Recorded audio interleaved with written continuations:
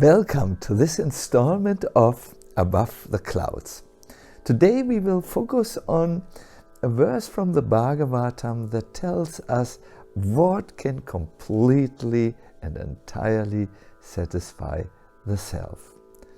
Savai puṁsāṁ paro dharmo yato bhakti adhokṣaje ahaituky apratihatā yayātmā suprasīdati. The supreme occupation, paro dharma, for all humanity is that by which man can attain unmotivated and uninterrupted loving devotional service unto the Lord that completely satisfies the self. So here we learn that there must be two qualities: purity of intention, that means it's free from selfish motivation, and there must be a consistency of attempt. The devotional service should not be uninterrupted. Today, yes. Tomorrow, absolutely no. No, these it should be consistent. That brings satisfaction. It gives further knowledge and also detachment. There's something else which I would like to bring to your attention that is necessary to satisfy the self. You must do it. You must do your devotional activities authentically. It must come from the deepest place within you. It must come from what you want to offer to Krishna. There is a very nice description in Bhaktamala about a devotee who served the Lord the way she wanted to serve him. I'm speaking of the great devotee Kamabhai. Every morning, before the breakfast time of Lord Jagannath in the big temple, she would cook a simple stew called khichdi. And Lord Jagannath, seeing her great affection, came personally to her little hut to eat her khichdi. He considered it the tastiest of all other preparations. This Kamabhai was a simple person. I think she was a street sweeper. She came from a very, very modest background. One day a Vaishnava saw how she cooked for Lord Jagannath without first bathing. Maybe Kamabhai got up a little late that morning. And he started to instruct her in the rules for purity.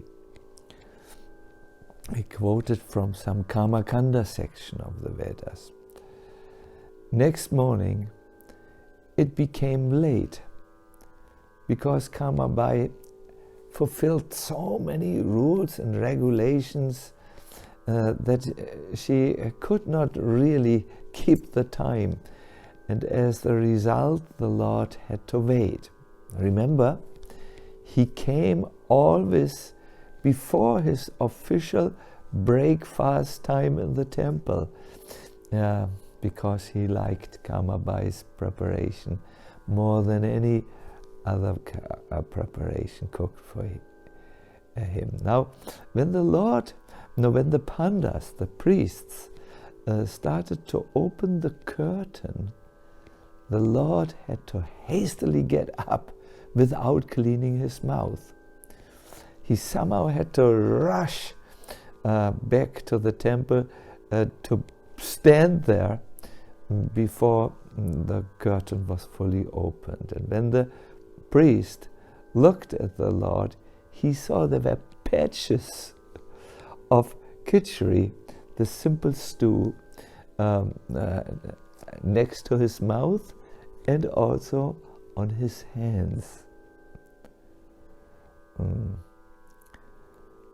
the evening, the priest, who was shocked, how did this happen on the temple?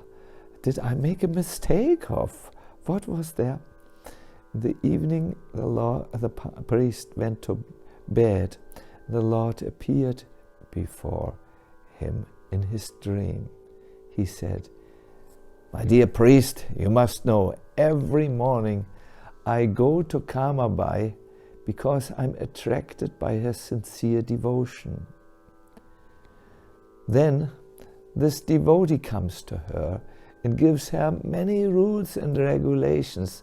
So yesterday she was late and therefore I was late. I couldn't even wash my mouth and my hands." And then Lord Jagannath spoke something very, very important for this podcast. He said, there are so many procedures and also so many opinions about how to worship me best. Not knowing this, if one forces a devotee by strong arguments and preaching to change his or her mode of worship to which he or she is spontaneously attracted, it is an injustice. See, Krishna wants from all of our preparations one particular ingredient, and that is the bhakti, the devotion. And devotion is always a personal expression of what is there within one's heart. So this information about Kamabai, the great devotee, was given to the king, and the king decreed, as long as Kamabai lived,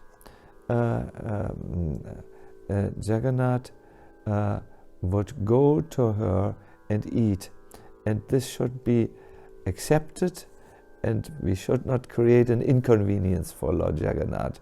If he is sometimes a little late, so in returning to the altar, the main altar, so be it.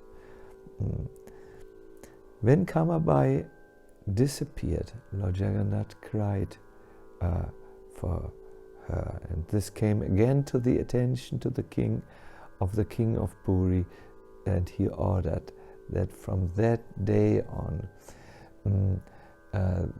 other priests should cook Kamabai's khichdi recipe in the temple or kitchen of Lord Jagannath and offer the khichdi to Lord Jagannath. Before, the simple stew was simply not allowed within the temple compound. So yes, if we want to be satisfied in our devotional service, we should try to do what we do with a purity of intent, without selfish motivation.